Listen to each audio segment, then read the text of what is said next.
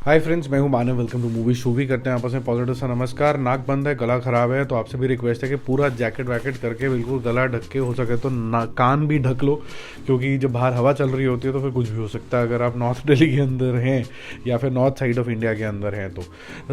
बात करते हैं डंकी के बिजनेस एनालिसिस के। काफ़ी ध्यान से सुनना है क्योंकि इसके अंदर आपको काफ़ी ज़्यादा क्लैरिटी आएगी कि क्या कुछ तरीके से इसका बिजनेस आगे चलेगा। और अभी कुछ 3 या 4 मिनट पहले डंकी का जो वर्ल्ड वाइड कलेक्शन का प्रोड्यूसर्स का जो पोस्टर है वो भी रिलीज़ हो गया, तो मैंने वही नंबर अभी फिलहाल के लिए इंक्लूड किया है। पहले तो डे 5 का नंबर समझते हैं और फिर देखते हैं कि लाइफ टाइम बिजनेस क्या होगा और इसकी कॉस्ट कितनी थी और कितनी लागत के बाद इसकी क्या प्रॉफिटेबिलिटी होगी, ये सारी चीज़ें चेक करते हैं। ठीक है, ध्यान से सुनना। गला ख़राब है, ज़्यादा मैं एडिटिंग कर नहीं सकता हूँ, तो नंबर्स अगर आपको कहीं लिखने या रोकना होगा बीच में तो रोक लेना।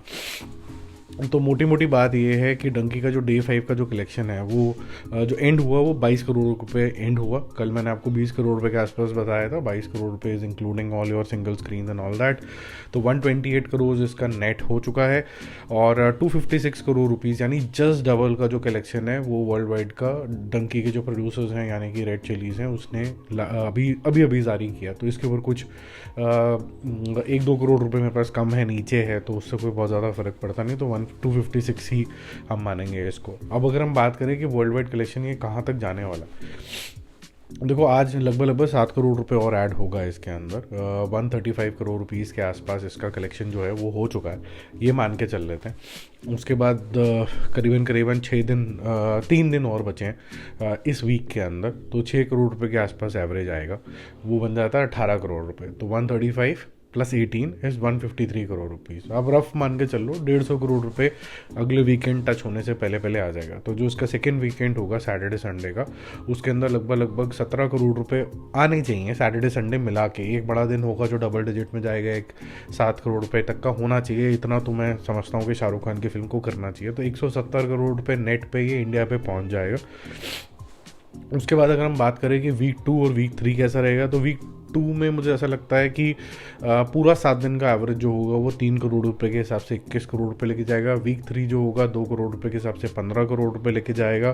तो इसका टोटल अगर एंड ऑफ वीक 2 में अगर हम देखें तो 195 होगा, एंड ऑफ वीक 3 में करें तो 210 करोड़ रुपए के आसपास होगा। तब तक और फिल्में रिलीज़ हो जाएंगी और इसको फिर इसका जो जिसे कहते हैं राइटफुली साइन ऑफ इसका हो जाएगा।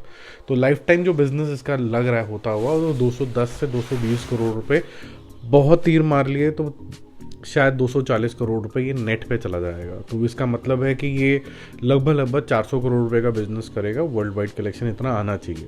पहले जो 1.5 वीक होता है फॉरेन कंट्रीज़ में बहुत अच्छा तरीके का ओवरसीज़ का बिजनेस आता है, फिर उसके बाद और पिक्चरें रिलीज़ होनी शुरू हो जाती है तो वहाँ पर फिर थोड़ा सा स्लो डाउन आता ही आता है और डंकी का भी स्लो डाउन थोड़ा आएगा। अभी कम्प्लीटली डबल चल रहा है, तो जितना आपका नेट का फिगर होता है उससे 2x अभी दिख रहा है world wide collection. For example 128 मैंने आपको बताया, नेट तो उसका डबल दिख रहा है 256। तो मेरा मानना ये है कि लगभग 400 टच करेगा, यानी कि रॉकी और रानी का जो बिजनेस था 350 करोड़ का, 355 करोड़ पे उसको क्रॉस करेगा। 400 करोड़ रुपए ये टच कर जाएगा। और टाइगर 3 का जो बिजनेस है 466 का, उसको ये चैलेंज शायद नहीं कर पाएगा। टाइगर 3 से थोड़ा सा आगे रहेगा। अब इसको समझते हैं कि इसकी मेकिंग कॉस्ट क्या थी। इसकी मेकिंग कॉस्ट है दोस्तों 120 crore rupees including making and advertising all put together. तो रेड चिलीज़ को इतनी की पड़ी। अब इसके अंदर ना तो शाहरुख खान की फ़ीस है, ना इसके अंदर राजकुमार हिरानी की फ़ीस है। इनका ये कोलैबोरेटिव एफर्ट है टू ब्रिंग दिस आउट।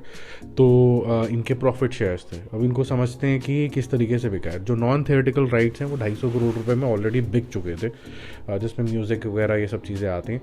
और जियो को ने OTT के लिए 155 करोड़ रुपीज़ अलग से दिए थे। तो इनके पास करीबन 400 करोड़ तो पहले ही आ चुके थे और बाकी जितना भी है इनका प्रॉफिट हो जाता है। लेकिन उसके बीच में जो थिएटर्स का जो राइट्स हैं, मिनिमम गारंटी भी है उसमें, प्रॉफिट शेयरिंग भी है। इसमें पेन शामिल है लार्जली, जो नॉर्थ और वेस्ट के लिए कर रहा है। राजचरी है, AP तेलंगाना वगैरह कर रहा है। YRF है जो ओवरसीज़ देख रहा है। तो मिनिमम वहाँ से 100 करोड़ रुपए इनके कलेक्ट होंगे। उसके अलावा प्रॉफिट शेयर है। मिनिमम गारंटी जो है वो इससे ज़्यादा इनको सपोर्ट नहीं कर पाएगी। तो इससे ज़्यादा का मतलब टोटल हो जाता है कि अगर आप सारी कॉस्ट में से जितनी अर्निंग है 250, 155, 100 सारा ऐड करके 120 माइनस करोगे तो 385 करोड़ रुपीज़ आएगा। तो डे वन से ये जो बिज़नेस है वो 385 होगा। अब किसी भी कंपनी में अगर कोई भी प्रोडक्ट अगर इवैल्यूएट किया जाए तो वो थोड़ा सा राइट इवैल्यूएशन नहीं होता, क्योंकि कंपनी के अपने ओवरहेड्स होते हैं। तो राइट प्रॉफिटेबिलिटी तो नहीं है, बट अगर एक यूनिट प्रोडक्ट के हिसाब से दिखाया जाए तो 385 करोड़ रुपीज़ यहाँ पर आ जाएगा इसके पास। अब हम ये भी मान के चलते हैं कि अगर थिएटर में 400 करोड़ होता है तो लगभग 200 करोड़ रुपए डिस्ट्रीब्यूटर्स को मिलते हैं। तो डिस्ट्रीब्यूटर्स 200 करोड़ रुपए से ज़्यादा की लागत लगभग लगा चुके हैं इसके ऊपर। तो जस्ट टच एंड गो होगा, डिस्ट्रीब्यूटर्स को कोई बहुत ज़्यादा फ़ायदा नहीं होगा। जो मेकर्स हैं वो प्रॉफिट में जाएंगे। डिस्ट्रीब्यूटर्स के लिए ओके 10 से 15% रिटर्न, मैक्सिमम 20% रिटर्न आता हुआ अभी लग रहा है। लेट्स सी ये कैसे सस्टेन करती है। अभी तक तो बिज़नेस ठीक ठाक चल रहा है। आज कितना ड्रॉप आता है उस पर थोड़ा सा और निर्भर करेगा, बट आज का ड्रॉप मैंने कंसिडर लगभग कर लिया है, 7 करोड़ रुपए कर लिया है वर्सेस 22 करोड़ रुपए। तो इतना होता हुआ नज़र आ रहा है।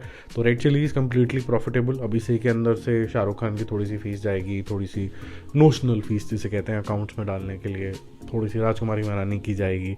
अगर इन दोनों की फ़ीस अगर हम मिला लें, वैसे टेक्निकली स्पीकिंग तो दोनों को मिला के कम से कम नहीं तो शाहरुख खान टिपिकली 100 करोड़ की रेंज के अंदर का स्टार है मिनिमम, और राजकुमार हिरानी 30-40-50 करोड़ रुपए कम से कम लेंगे, प्रॉफिट शेयर भी लेंगे। 150 करोड़ रुपए अगर हम ऊपर डाल दें कॉस्ट के ऊपर तो टेक्निकली स्पीकिंग 270 करोड़ रुपीज़ की तो मूवी हो जाती। 270 करोड़ रुपीज़ की मूवी का मतलब है कि आप इसको करीबन मिनिमम डिस्ट्रीब्यूटर को 400 करोड़ रुपए का बेचोगे, कुछ प्रॉफिट अपने पास रखोगे। प्लेन वनीला मैथमेटिक्स समझा रहा हूँ, यानी कि मूवी को 750 करोड़ रुपए के आसपास बिजनेस करना पड़ता ताकि ये प्रॉफिटेबल होती। तो इन्होंने अच्छा मैथमेटिक्स लगाया, इन्होंने बोला हम अपनी कोई फीस नहीं लेंगे, हम जो प्रॉफिट शेयर आएगा कम ज़्यादा हमारा रिस्क हो जाएगा तो करते, जिसकी वजह से जो मैथ्स है बिल्कुल सही बैठ गया। और वैल्यू चेन के अंदर हर कोई पैसे कमाएगा, शाहरुख भी कमाएगा, रेड चिलीज़ भी कमाएगा, राजकुमार हिरानी भी कमाएंगे, लेकिन जो बड़े बड़े नंबर्स होते हैं वो नहीं होंगे। हो सकता है आप उससे आपको अब क्लैरिटी आ गई हो। अगर कुछ भी इसमें डाउट है तो आप मेरे को बता देना, मैं कमेंट करके आपको रिप्लाई कर दूँगा। बाकी सब कुछ ढक के रखो ये अपने आप को। Bye bye.